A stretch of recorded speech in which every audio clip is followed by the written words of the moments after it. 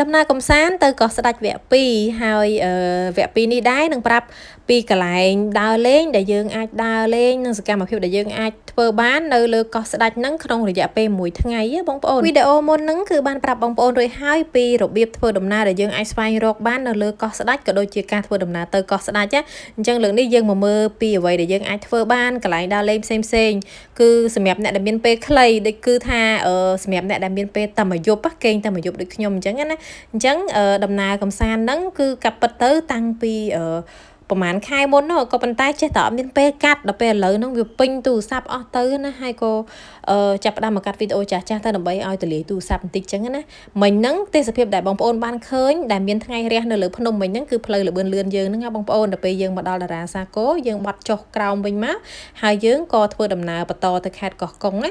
រហូតមកដល់វិថីសាយពូថងហ្នឹងយើងចាប់ផ្ដើមបត់ចូលវិថីសាយពូថងហ្នឹងតែម្ដងហើយជិះទៅត្រង់រហូតដល់កន្លែងមានផ្លាកតារាសាគរហ្នឹងមិនយើងជិះដល់ផ្លូវបែកហើយផ្លូវគឺស្អាតរហូតតែម្ដងគ្រាន់តែកលុកកលាក់តែបន្តិចទេដល់កន្លែងតារាសាគរហ្នឹងណារួចហើយហួសបន្តិចមកគឺមកដល់កន្លែងដែលយើងអាចឡើង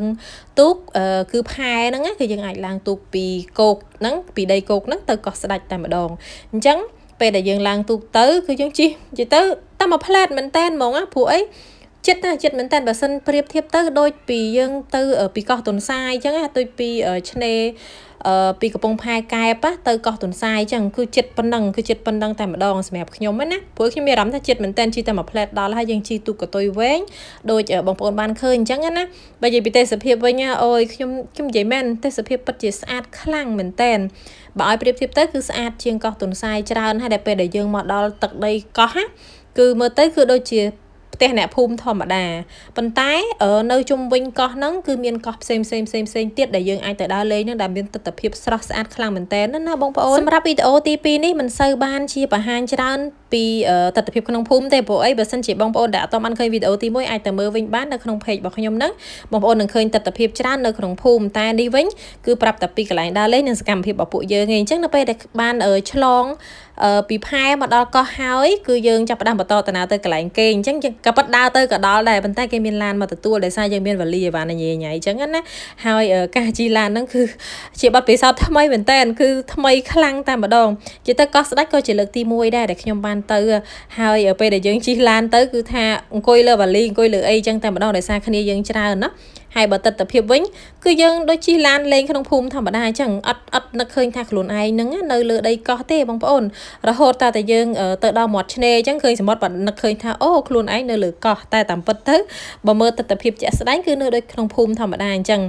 យើងធ្វើការជិះឡានហ្នឹងណាពី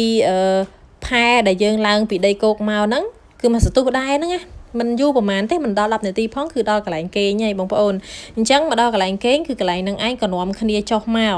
ហើយអីវ៉ាន់ច្រើនដោយសារតែគ្នាយើងទៅច្រើនអញ្ចឹងណាហើយទៅដល់ភ្លាមហ្នឹងគឺដល់ថ្ងៃត្រង់ម៉ោងបាយល្មមតែម្ដងប៉ុន្តែមុននឹងយើងចូលទៅញ៉ាំបាយហ្នឹងគឺយើងត្រូវការលើកវ៉ាលីយើងទៅតាមបន្ទប់រៀងខ្លួនហើយសិនទុកឲ្យបាយបានហើយសិនទើបយើងញ៉ាំបាយអញ្ចឹងណាកន្លែងនេះមានអ្នកជួយថតគាត់ថតផ្ដេកដល់ហើយខ្ញុំក៏ត្រឡប់បន្តិចទៅរៀងពិបាកមើលប៉ុន្តែបើសិនជាអត់ដាក់កន្លែងហ្នឹងទេដូចអត់ដូច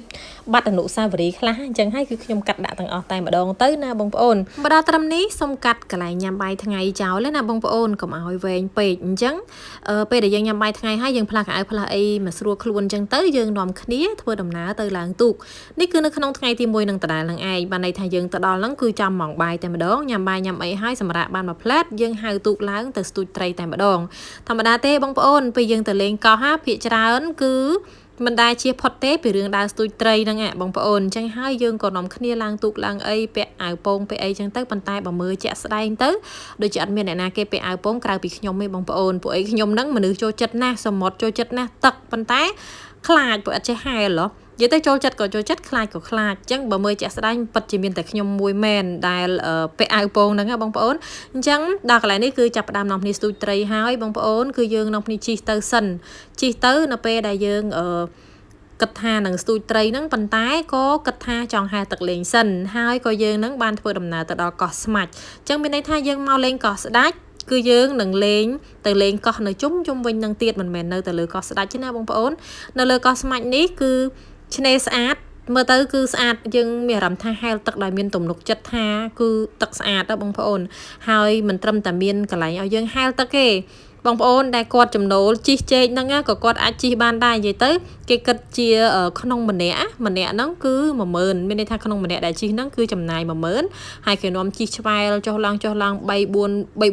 6ជុំអីចឹងទៅគេត្រឡប់មកវិញគេបកតម្លាក់យើងចូលទឹកហើយអញ្ចឹងខ្ញុំគ្រាន់តែថតទេបងប្អូនអត់មានសេចក្តីក្លាហានក្នុងការជីទេពួកអីធ្លាប់ជីម្ដងពេលនៅក្មេងៗឲ្យខ្លាចបាក់ស្បាតរហូតទល់ឥឡូវតែម្ដងអញ្ចឹងបានតែថតគេនឹងឯងបន្ទាប់ពីហែលទឹកលេងហើយឥឡូវនេះចាប់ផ្ដើមជីទូកមករកកន្លែងទឹកជ្រៅហើយយើងត្រូវឈប់ទូកនឹងអត់ធ្វើដំណើរទៀតទេដោយសារតែយើងត្រូវការស្ទូចត្រីក៏ប៉ុន្តែបាត់ពិសោធន៍ខ្ញុំផ្ទាល់បងប្អូនធ្លាប់ទៅលើគេថាស្ទូចបានតែឲ្យតែខ្ញុំទៅជាមួយគេមិនថាទៅកោះរងឬក៏ទៅកោះស្ដាច់នឹងទេទៅហើយអត់មានឃើញណាគេស្ទូចបានមែនបងប្អូនសូម្បីតែប្តីខ្ញុំអ្នកបកែស្ទូចត្រីក៏ស្ទូចអត់បានដែរនេះហើយនៅឡងយូមែនតើឡងល្ងាចថ្ងៃចុងលិចណាឡងនិយាយទៅរសៀលឡងជ្រៀលជ្រេហើយទៅតែមានម្នាក់គាត់គ្នាយើងម្នាក់ហ្នឹងក៏ស្ទូចបានត្រីមួយនេះបងប្អូនឃើញទេមេចឡងរសៀលជ្រៀលជ្រេហើយទៅតាំងពីថ្ងៃត្រង់ក្រោយពីហ្នឹងយើងក៏បន្តដំណើរទៅកោះចុងក្រោយដែលយើងនឹងធ្វើដំណើរកំសាន្តក្នុងថ្ងៃហ្នឹងបងប្អូនគឺទៅកោះរីករាយអញ្ចឹងនៅកោះរីករាយគឺកន្លែងដែលគេអាចទៅមើលផ្កាថ្មទៅជិះជែកជីអីចឹងឯងអញ្ចឹងគ្នាយើងក៏គាត់ទៅជិះជែកជាលើកទី2ដោយសារតែអត់តន់អស់ចិត្តទៅមើលទៅពីកោះស្មាច់មកណាមួយក៏ស្ទូចត្រីអត់បានផងបងប្អូនអញ្ចឹងហើយក៏ឃើញគេជិះឆ្វាត់ឆ្វែងអញ្ចឹងទៅក៏នាំគ្នាជិះទៀតអញ្ចឹងទៅហើយក៏មានបងប្អូនគ្នាយើងខ្លះទៀតហ្នឹងក៏នៅលើទូកហ្នឹងរងចាំស្ទូចត្រីដែរជាក់ស្ដែងដូចជាប្តីខ្ញុំអញ្ចឹងគឺនៅតស៊ូអត់តន់អស់ចិត្តទេគឺតស៊ូរហូតតតែបានត្រីមួយរបស់គាត់មែនណានិយាយទៅនេះបងប្អូនថ្ងៃចិត្តលិចឯតែមិនតិចចិត្តលិចឯបងប្អូនឃើញជាក់ស្ដែងហីអញ្ចឹងចុងបញ្ចប់គឺដំណើរកំសាន្តហ្នឹងប្តីខ្ញុំស្ទូចត្រីបានតែមួយនឹងគត់ហើយដំណើរកំសាន្តរបស់យើងក៏ចប់ដែរពួកឯងយើងមកកន្លែងគេងវិញនៅពេលយប់តែម្ដងណាបងប្អូន